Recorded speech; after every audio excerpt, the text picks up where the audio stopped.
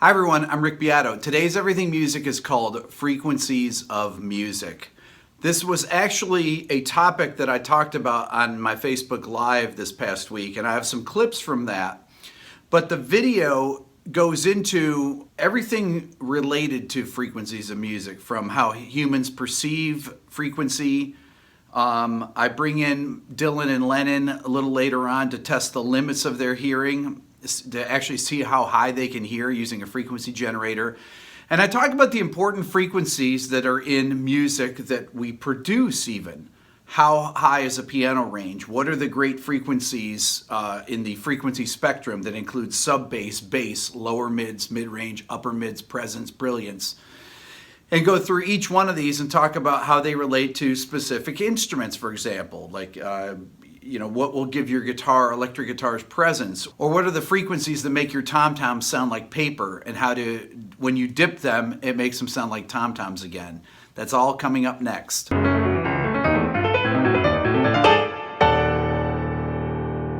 I want to begin by defining some frequency ranges. I'm going to give them definite terms, and I would say they're pretty much, most of these are agreed upon amongst people that I talk to when we talk about certain areas of frequency ranges, how they relate to mixing, how they relate to particular instruments, things like that. I want to give you some definite parameters on where these things exist. The first is the sub-bass.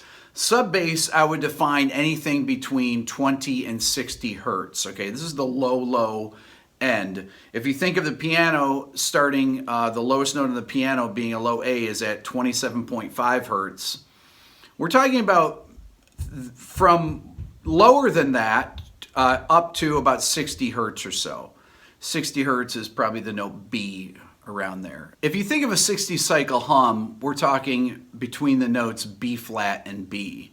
So if you have a 60 cycle hum in one of your instruments, that's where it is. Okay, so that's our sub bass. Then our bass. Our bass would encompass the range between about 60 hertz and 250 hertz. That's where your bass guitar lives. That's where the fatness of your mix lives, in that area. Then we go to the low mids. The low mids are from, let's say, 250 hertz to 500 hertz. This is kind of what makes it sound really rich, having nice fat low mids.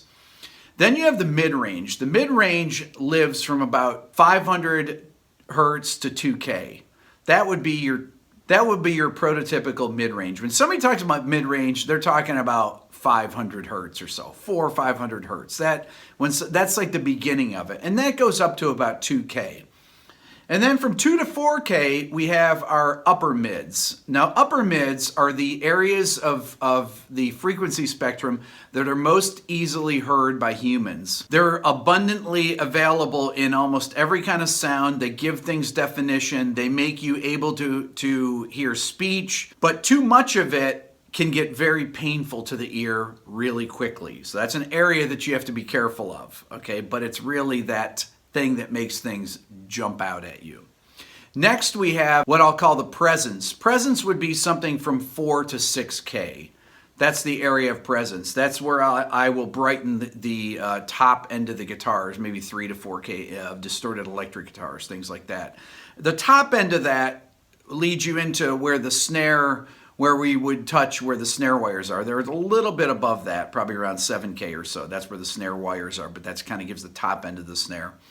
And we'll get into this in more detail after, but then we talk about top end is between, I'd say, 6 to 10K, where your cymbals live, where most of the rest of your instruments live, where there are actual tones that are the fundamental sounds that are in there.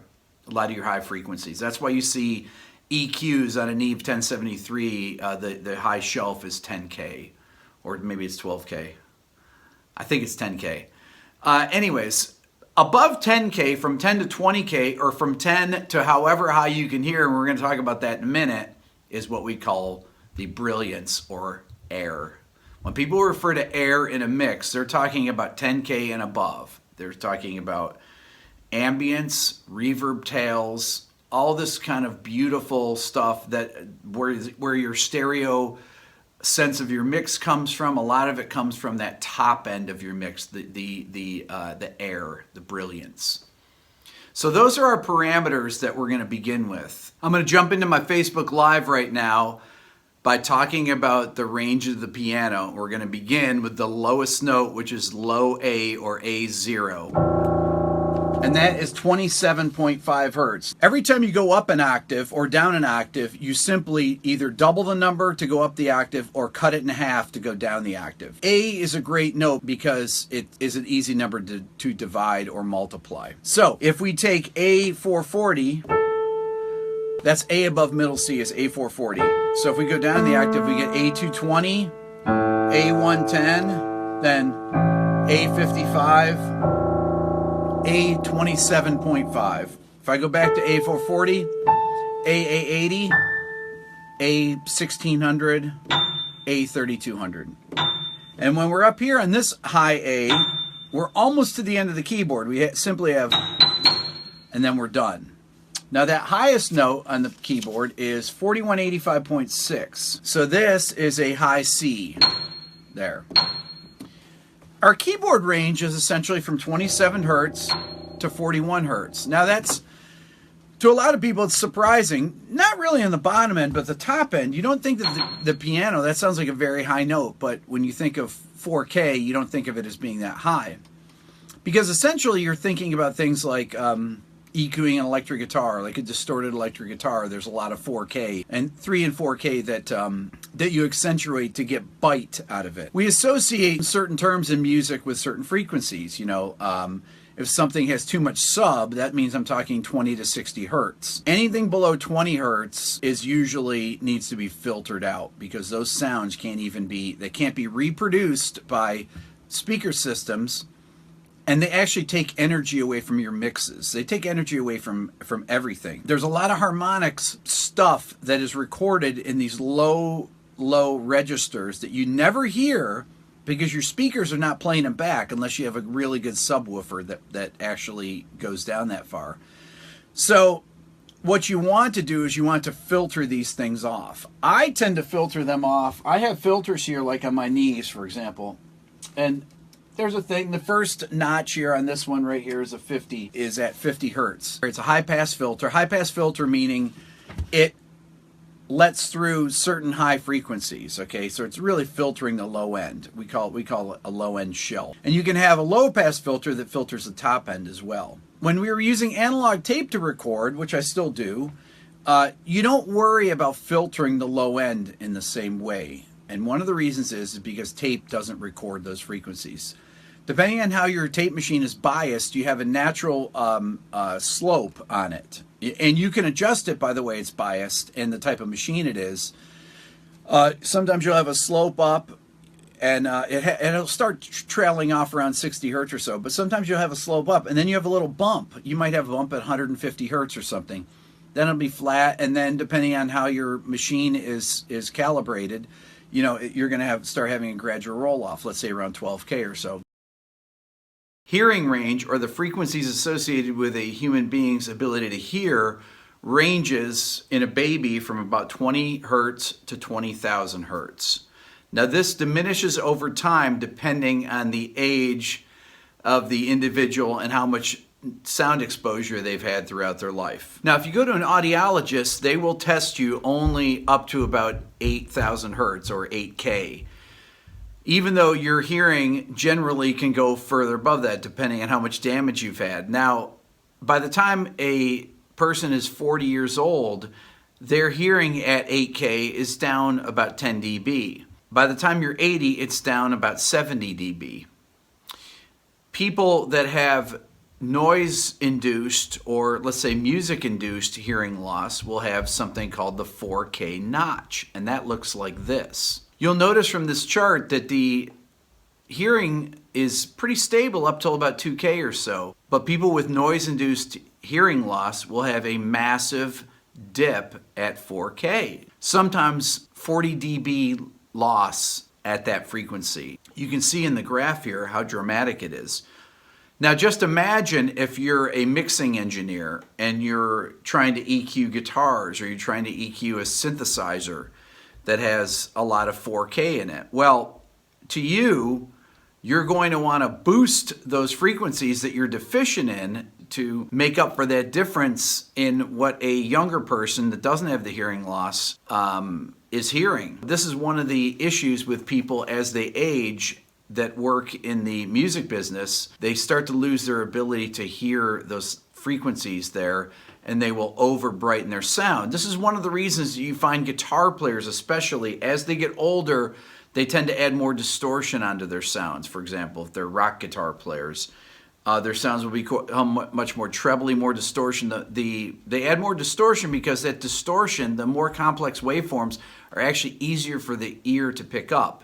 For someone hearing, if you were to play somebody a 12K sine wave that has some hearing loss from being, in their 50s, let's say, if you played them a 12K square wave, they'd be able to hear it much, much more easily because square waves are much more easily heard than sine waves. Now, as people age, as you see from this graph, you can see once again the gradual decline in top end that really starts well below 8K, and it's just a gradual slope. You can see each 10 years you shave off a lot more top end. But there's an interesting phenomenon that I've noticed with people that work as mixers, for example, that are really get involved in the frequencies of and the details of a mix. Through training their brain, much like a baby that learns perfect pitch natively, training your brain by focusing on particular frequencies over and over, to a certain degree, helps combat this I've noticed, because most big mixers out there and engineers are in their 50s and 60s, and maybe even up to 70 years old. A lot of the most famous ones are all in their 50s and 60s. They obviously have hearing loss, but there's something about the way that they've trained their brain to hear that it doesn't affect them in the same way. I mean, there's no question that they do have top end loss. If I were to play somebody a 12K sine wave that's 60 years old, that's been mixing records for 30 years, they're not going to be able to hear it. Now, sine waves are hard to hear. I'm going to give you a little demonstration in a second. But that doesn't necessarily mean that they can't still do incredibly good mixes, because a lot of this is there are ways that they use other areas of the brain to analyze music. Plus, there's this natural ability to just understand what types of frequencies affect things in the mix. For example, certain guitars will be woofy at if you're palm muting in heavy metal, for example, at 140, 150 hertz, and it's just always there. You can see it, and then you can EQ it. If you're looking at a waveform, you'll see the waveforms will spike up where the palm muting is, but if you will spot EQ those and bring them down, let's say 8 dB, they'll fall right back in line. It'll be a nice stable, you won't have that huge jump in amplitude at that particular frequency range. And a lot of that stuff is done through experience. So there are many other things that happen in a mix that are done using meters and using experience as well, where you don't need to hear that high information. The highest information, as we saw from the piano, the top note on the piano only goes up to 41, almost 4,200 hertz at high C, it's C8. But, cymbals go up to 10K, 12K, and reverb tails are way, way high up. And also, so your ability to hear those things, definitely affects the way that you mix a song. Now, most of the speaker systems that people listen back on don't reproduce those high tones very well anyways. So once again, it's all about what you're hearing. I always laugh about this, that records for years have been mixed on NS10s, which are $600 Yamaha speakers. And then people buy $10,000 stereo systems to listen back to them, when the people that actually initially mixed the music couldn't even hear those frequencies when they were mixing it. And these people are playing it back on things that are much more expensive that have higher frequency ranges, when the person working on the music weren't able to hear in that great a detail. So I'm going to do a little experiment here where I'm going to play sine waves for the kids. I'm going to start low, and we're going to go up and see how high they can hear. I'm going to press it. You'll be able to see. I'm just going to ask them if they hear it or not. All right, I'm going to do a little test with the kids here to see how high they can hear. I'm going to play a sine wave for Dylan and Lennon right now, and I want you guys to tell me when I've turned it on. Can you turn it on? Yeah. Okay, that's 16.4K. I'm going to move up higher here. I can hear Yeah. You can hear it? Okay. I'm going to go up higher, and you tell me if I've turned it on. I don't hear it. I can hear it a little bit.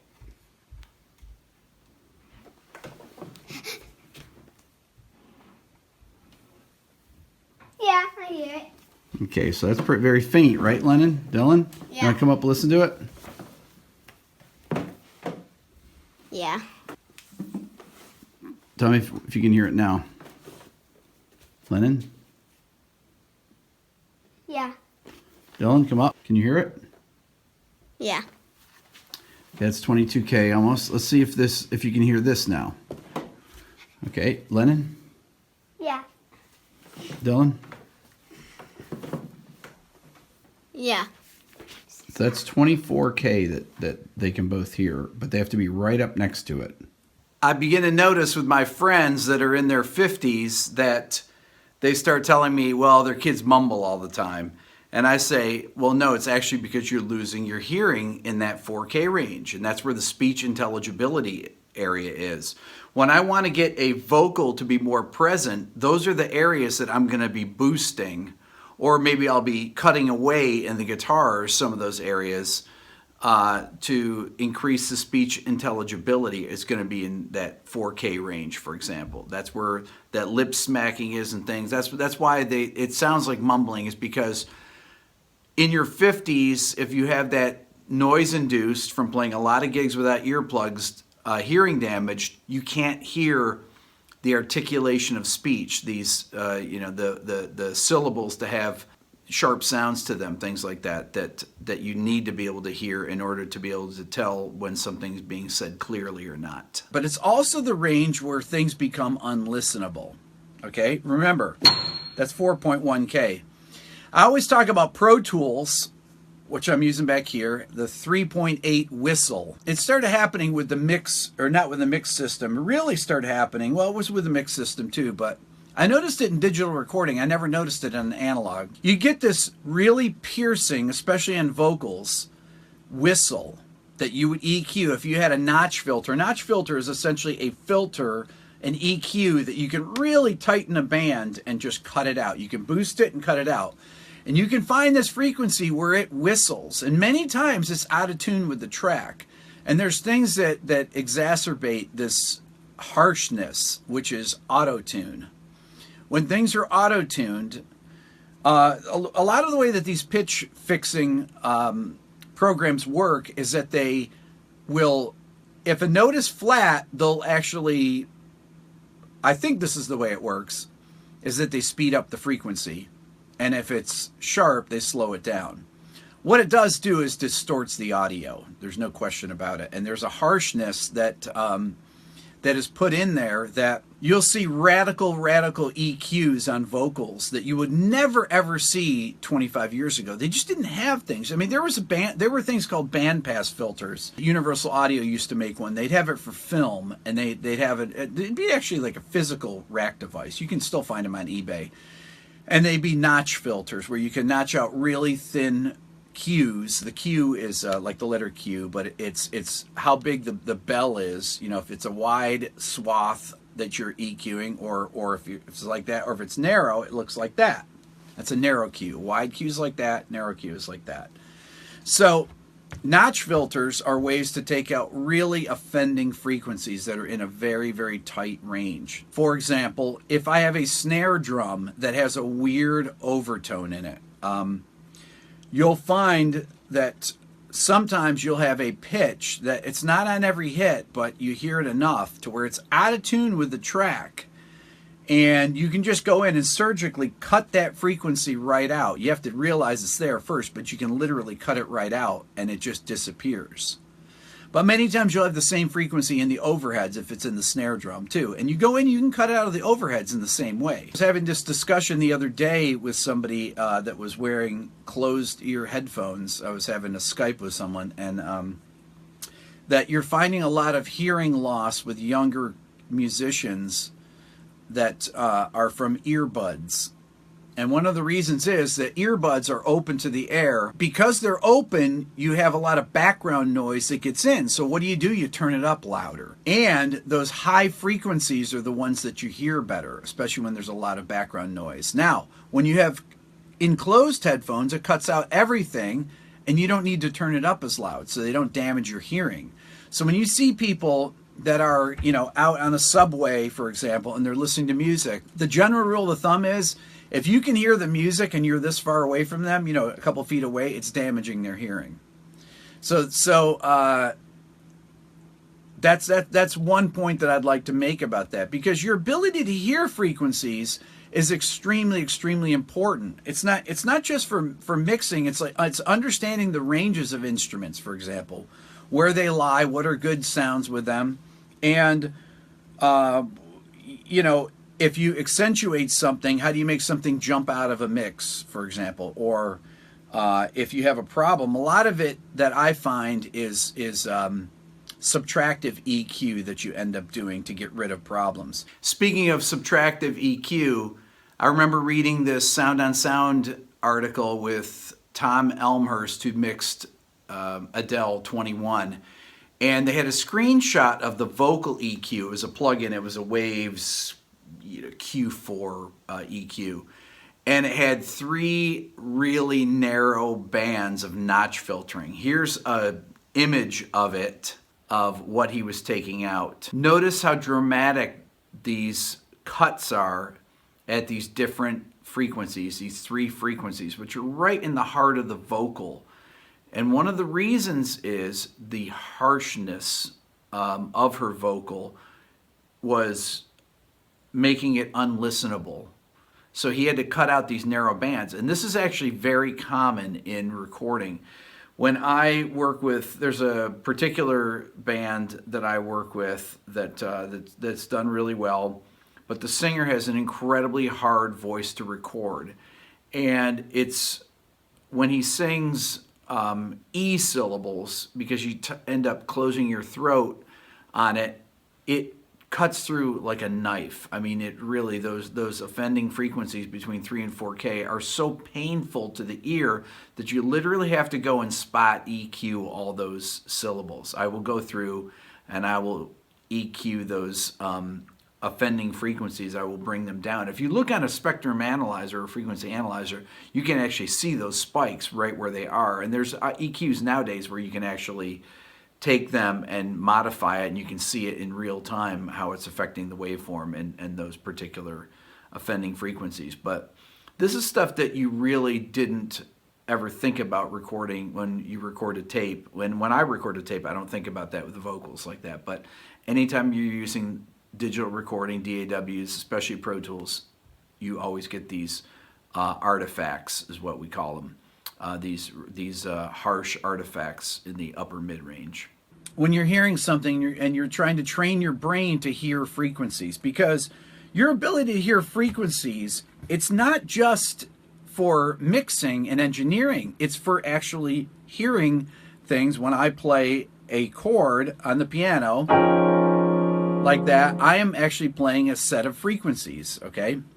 So if I play these frequencies, now I'd have to look it up here. I'm going to look up and see what I played. So if I take this F below middle C, that is 196 hertz. Then that C sharp is 277. That's 311.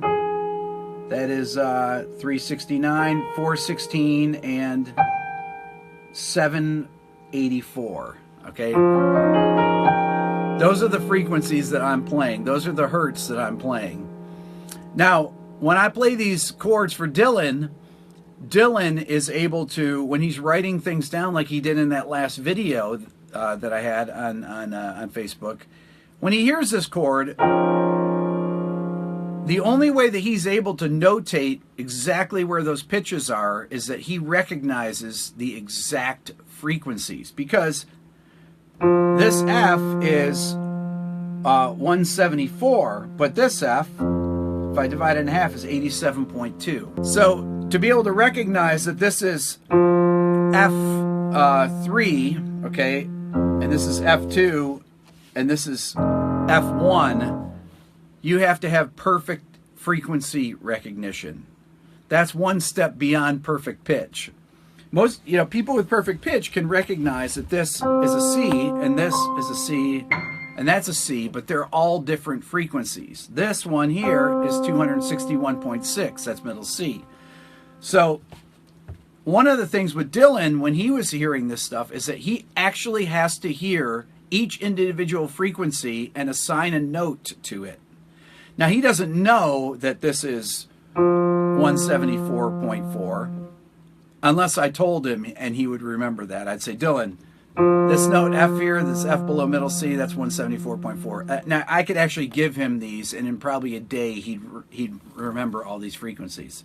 But one of the things that you use these really important frequencies on this chart for is for record. It's not just for tracking, but it's for mixing too. Okay, sub bass. The sub bass is what gives your music fullness. It's what you hear through your subwoofer. The really low frequencies, down to 40 hertz or so, are not even the lowest notes on a piano. So if you have a bass, if you're working with a rock band and you get a bass player with a 5-string bass and he plays this low B, okay, that low B there is the low B of a bass. That is 30.9 hertz, okay? Not the lowest note on the piano. Sometimes you'll have a drop B flat, which is down to 29.1 hertz, okay? That's the fundamental. That's not even an overtone. Okay, so all the overtones are above that. And then you have these subharmonics that are below it. Okay, so the notes contain information above the note and below the note, many of which you can't hear unless you were to go to a piano or play on a guitar. Sometimes you can hear these upper overtones depending on your tuning. Or if two people sing a perfect fifth that's really in tune, sometimes you'll hear the major third as an overtone from it, depending on what their voices sound like together. So just because you can't hear it, the overtone series, when you strike a note, it creates all these other notes above it and notes below it as well. But the main note that you hear is called the fundamental. So sub bass, one of the things about it is that if you have too much in and you put it on a small speaker system, well, you don't hear it. Okay, so if I put it on my little, let's say one of these little speakers like this that I use. Now I use this thing to play at the beginning of the show. It's a little Sony, I forget what it's called because it doesn't say it right on there. But this has one side of it is the top end, and the back half is a subwoofer essentially, or creates the bass. And this will not reproduce 30 hertz. It just won't. It doesn't have enough energy because it takes energy. It takes a speaker amp, like the amps that are in your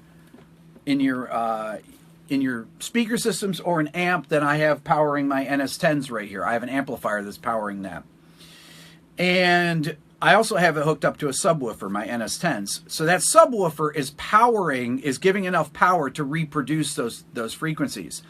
But many times, if they're there, you don't notice it playing it on a small system, but then you put it on a big system and it's all mud. But it will mask other frequencies. So this term masking. Masking is basically if you have too much bottom end, too much low end, it masks high frequencies. And if you have too much top end, it masks low frequencies. So sometimes to make your mix darker, instead of taking away high end, you add low end, and vice versa. If you want it to have more low end, you can take away high end, So, but you will find that certain frequencies, especially low sub-bass frequencies, mask other things in your mix. So sometimes you'll be listening to something and you'll say, oh, it doesn't have enough punch to it. Well, that's because if you have compression on your mix or limiting on your mix, and you have too much sub information, meaning, 60 to 20, it's really below 20, because the human ear can't hear that. But I just automatically will just carve that out. I'll either do it when I'm tracking, and I take it out here with my where I use my filter, my high pass filter there, and I'll go to 50 hertz. If I'm on a hi-hat, I'll go up to 160 hertz or on a ride cymbal, because any of the information that you have there is unimportant to the sound, and you end up getting a lot of things like the sound of the stand, the rumbling of the stand. If you're hitting a cymbal hard, you'll hear that rattling. There's a subness to it that if it's not filtered out, it takes energy away from your drums. So I immediately will high pass the hi-hat and high pass the ride cymbal. That's like the first thing that I do when I'm recording. I don't want to commit to a lot of things like that, but I will generally high pass every single instrument except the bass and the kick drum. I want to leave the low end for them, unless I've got really low tuned guitars, and then I'm going to still shelve it. I'll still shelve it at 20 hertz or higher. Sometimes I'll shelve my kick drum or my bass guitar up to 60 hertz, and I'll start with you can do slopes of different degrees. One slope is usually minus 12 dB, so it's not quite as steep. And the other one is 24 dB slope, like that. So it's a quicker slope on the bottom end. But that is a thing, that sub bass, which can make your mix sound huge, and it can make it sound weak, because your amplifier cannot produce enough energy. Even a tiny speaker will recognize that it has too much sub information, and it just will not be able to reproduce the sound properly. Okay? Now your bass. So I'm talking about bass from 60 hertz to 250 hertz. There are two areas that usually compete for energy in a mix, for example. And I'm talking about recording with a band, whether you're doing, it doesn't matter what kind of music, if you're doing country music, rock music, hip hop, whatever it may be, that you have these two different instruments that compete for the same frequency range, the bass and the kick drum. And generally what you want to do is you want to decide what's going to be more dominant. And that is a stylistic concept that everybody kind of has an idea of what they want to be the bottom end. I found a lot of records in the 90s that had really great bottom end, but they didn't have big kick drums.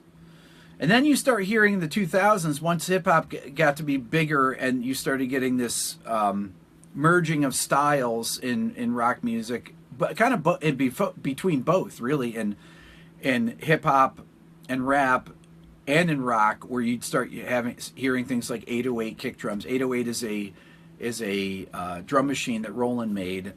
They made all these different drum machines, and they would have different kicks and snares, and you'll hear a 909, you'll hear these terms, but they're referring to the kick drums from those particular drum machines. And 808 is a real sine wave heavy kick drum that you hear when you hear a car go by, and you hear doo, doo. Those are 808 kick drums that last like that, and they're simply really incredibly low frequency sine waves. And if you think about it, you always hear people that have them in their cars driving around, and the car is incredibly loud.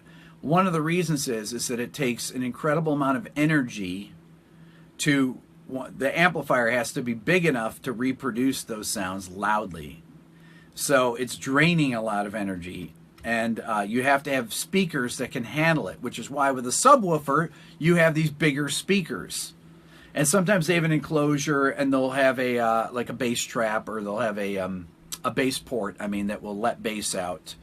Or they'll let the bass out through the bottom of it. And one of the things about bass is that it's not really directional. You can have a subwoofer anywhere in your room. If you have your home stereo and you put a subwoofer down, it really doesn't matter. It will fill the room no matter where it is. So when we were deciding on where to put our subwoofer in the studio, we could have put it over there, we could have put it over there, but we put it over there. But it really didn't make any difference, because you could hear the bass perfectly clearly anywhere.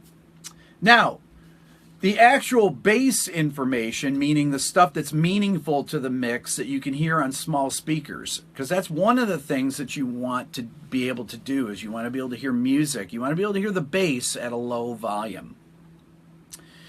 A lot of the times what I have is I'll have a session set up with GarageBand on my laptop, which I have sitting over here. And I will literally plug in the output of Pro Tools when I'm doing a mix. I'll plug in the output, and I will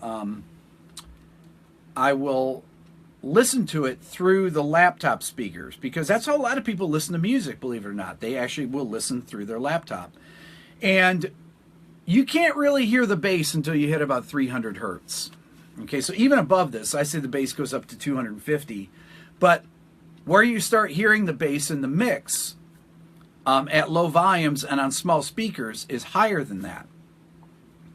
A lot of times you will boost 800 hertz, or in that area, that mid-range area, you know, that I say that's between 500 hertz and 2K. Well, there's an area sweet spot for the bass that is between there.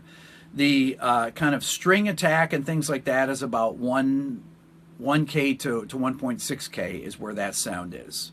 Okay, the harmonics of the bass and the definition within the mix is around 800 hertz, but the fatness of it is going to be down depending on where you decide you want it to be. It can be 60, it can be 80. If it's 80, I'm going to probably want my kick drum to occupy 60 more.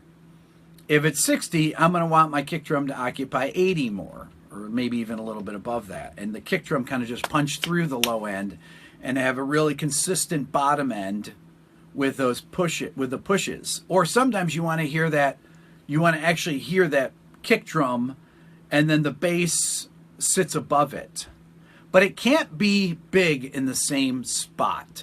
You have to pick and choose your frequencies. So many times you'll see people that if you take a drum set and you take you've got the kick drum, you have the snare, and then you have the overheads.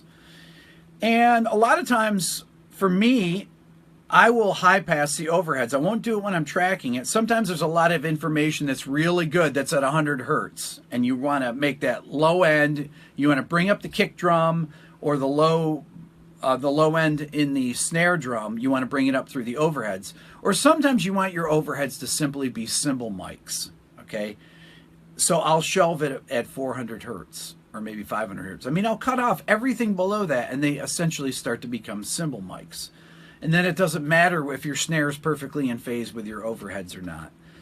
This understanding of frequency ranges. For example, I had a video up. I made a reference video that was probably 4 minutes long or so, and it had guitars and bass from some famous tracks. I used Enter Sandman by Metallica.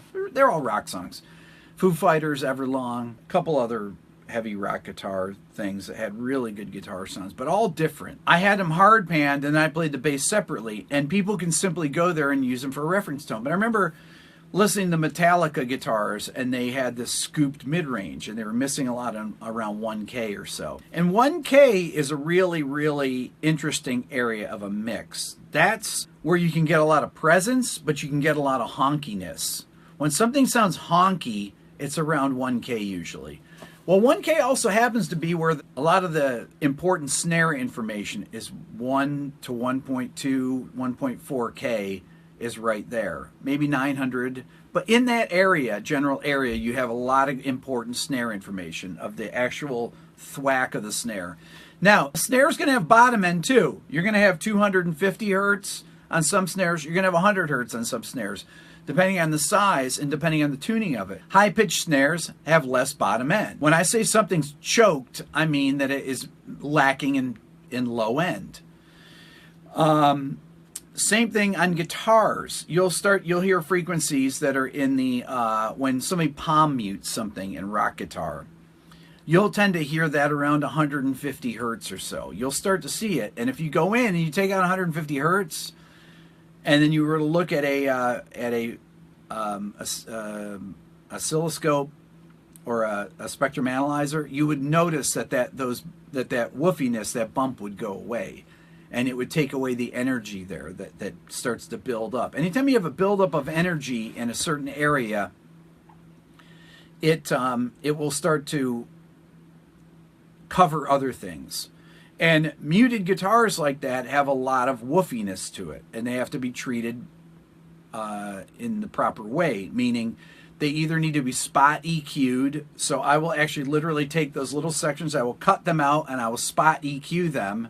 And once I spot EQ them, once I find that area and I reduce it by, let's say, 5 dB, all of a sudden everything will look nice and flat, okay? And you won't have this woofiness that just appears in your mix. You'll find woofiness in things like floor toms also when you hit them if they're not tuned properly. A lot of times you'll hear a note, boom, and this either the floor tom is ringing too long or there's too much bottom end information. I'll say bass information with some sub information also. If it's tuned too low, you're going to have some of that sub information. But many times you'll say to yourself, man, why does that sound so weird when somebody will play a floor tom fill at the end of a phrase, and all of a sudden the guitar will sound out of tune for a second, and then it comes right back in. You say, what is that?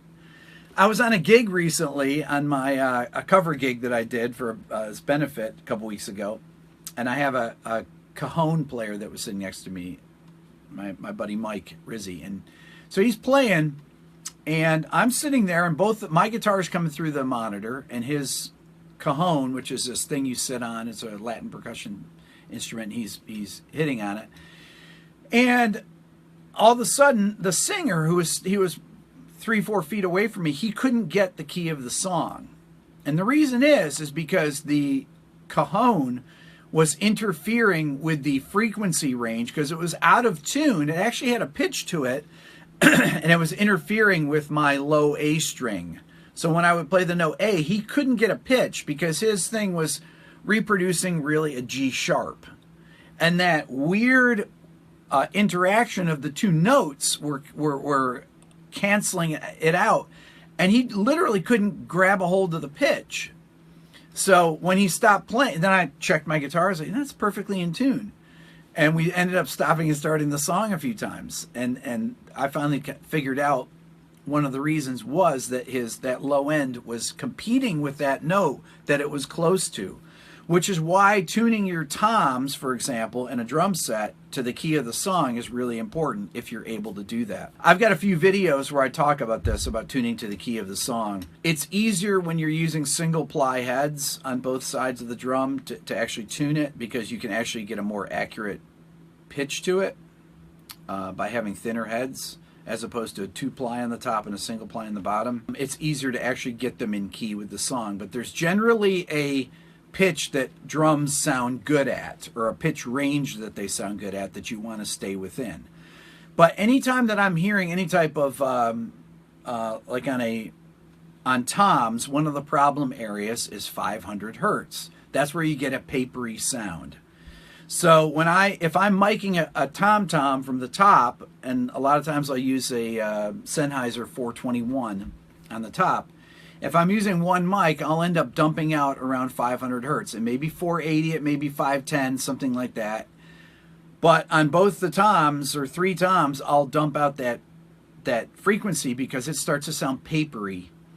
And it doesn't really sound like a full drum. Now, when I record drums, most of the time I will record drums with a top and bottom mic, and I'll use a Y cable. So it's in one of my old videos. I have a 421 on the top, and I have a 57 on the bottom of the tom that's out of phase. Now the thing is, when you hit the tom and the sound wave travels down, there's a depression in the sound wave. But on the bottom one, because it's getting the energy's coming towards it because the mic's below it, then that's compressing. So you get this compression on the bottom one, and you get this depression on the top one, and they'll be out of phase. If you don't flip the phase, they need to both be going in the same way. Then it'll cancel itself out and it won't sound natural. Now, one of the things about using this Y cable, and the reason I like it, is because I take 2 dynamic mics, meaning they don't need phantom power. Phantom power is the thing that powers microphones, like condenser mics. And this self EQs the drum like a tom-tom. The 57 picks up just enough of the bottom end of the tom, and the 421 picks up the tone that you don't have to dump that 500 hertz out because it self EQs it, because you're actually getting sound from both sides of the drum. You're getting a complete picture. And if you think about it, it makes sense. Most times you go on gigs, if you go to a club or whatever, you'll have a top and bottom mic on the snare drum, or you go to studios, you rarely will see just one mic. Now, in the old days, in the 60s, they'd use one mic, or in the 70s. They'll use one mic on the drum. But starting around the mid-70s or so, people started putting bottom mics on snare drums. And one of the reasons is because you want to get the sound, that rattle of the snare that gives you that attack, which happens to be at around 7K, coming back to our frequencies, okay? So 7K is our presence area. I said it's between 4 and 6K, but Brilliance is 6 to 20 hertz. But that presence area and Brilliance, that 6, 7K area is really where those snare wires live. They're really more around 7K. So to get that to come out, I might want to boost that, okay? And I'll play with the level because I'll usually record the bottom snare mic on a separate fader. But so if you think about the complexity of a snare sound, just the different elements of it, you got your bottom end of it, your heft, which is from 100 hertz to, let's say, 250 hertz, 220 hertz. Then you have your smack, which is, 1K to 1.2K, something like that. And then you have your snare wires, or your kind of presence there, your brilliance. And that's around 7K. So those are the three areas that I concentrate on. Some of it can be done by mic placement because every microphone has a frequency range. When I talk about frequency ranges, it's about your speakers have a frequency range. The volume of your speakers will determine your frequency range. Your microphone has a frequency range. Your instrument has a frequency range. Okay? It's got fundamentals. It's got upper overtones.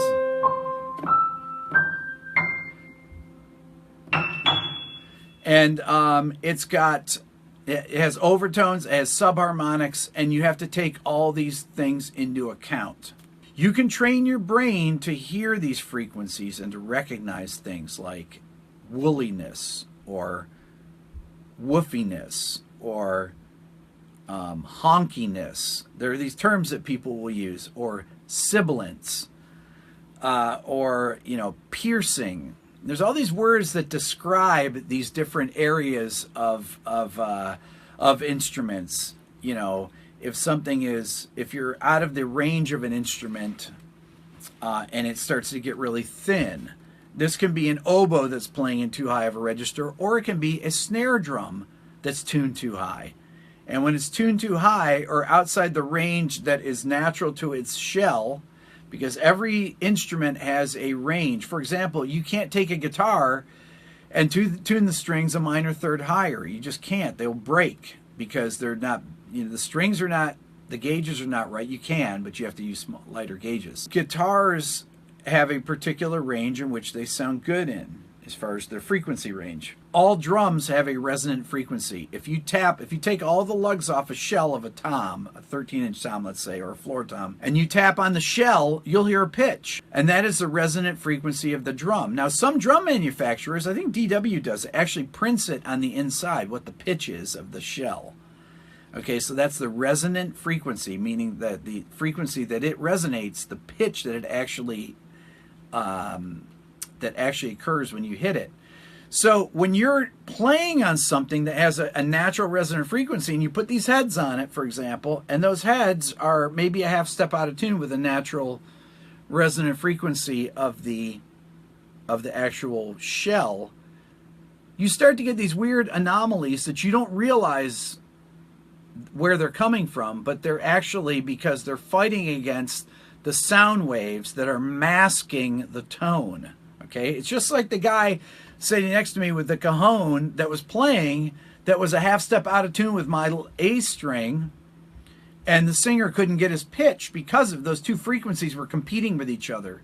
Same thing happens with anything that's a vibrating instrument. So this falls into ideas of orchestration, anything to do with frequencies. You need to understand kind of the ranges of instruments and where they sound good, and kind of what is the natural resonant frequency of a particular instrument. Now, when I'm looking at this chart here, and I say, well, what are some of the most important things?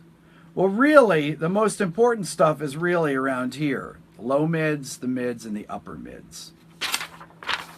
I'll tell you why.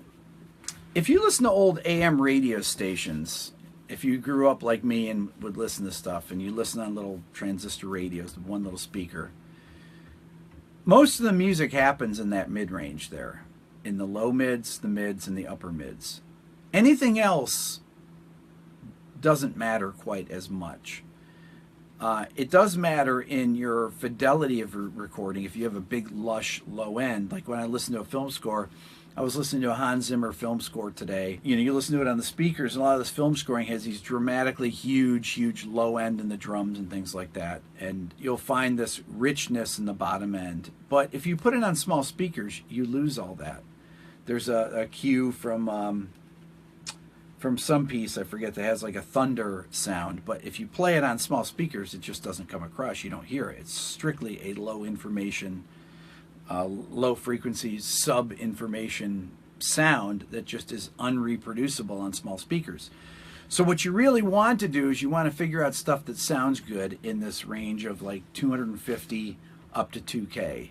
I mean, that's kind of your sweet spot in your mix. If you can get that sounding good, your mix is going to sound good on any kind of speaker. When I go in and dial the bass on one of these little small things like this, like I was showing you, when I dial the bass guitar in, I can't hear it until I hit 300 hertz or so. You can't really hear it distinctly unless you add distortion to it. Anytime you add distortion to anything, it makes it more present, because it makes the waveform more complex. Okay, if you think about distortion, distortion essentially is like a square wave.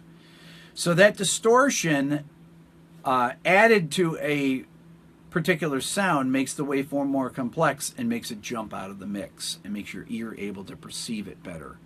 There's so much more to talk about on this subject. I could go on forever, as you can imagine. I will talk about this more when we talk about the actual recording process and recording particular instruments. I think it's more interesting to talk about the positive aspects of certain instrument sounds and the kind of problem areas, whatever it may be. And recording it is one of the best ways to do it. How to find the right mic to record a trumpet or a trombone, things like that.